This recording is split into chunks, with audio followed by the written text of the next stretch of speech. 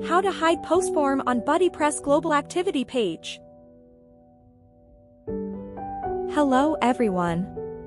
In this video, we are sharing with you how to hide post form on BuddyPress Global Activity Page. This is useful if you want to make users only can post status from the Activity tab on their profile page. First, you need to install the Youzify plugin Lite version and activate it. This plugin is free. You can find the plugins by the searching bar, then install and activate it. And then, please go to your FTP or file manager. And go to folder WP content, then folder plugins. Create a new PHP file and name it bp.custom.php. If you already have it, no need to create a new one. Just open it. Please copy a snippet from our GitHub page. You can see and click the URL on the description of this video.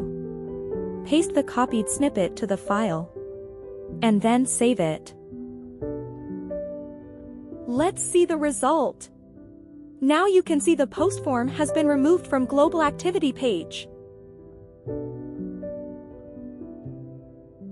But members can post the status through their profile page.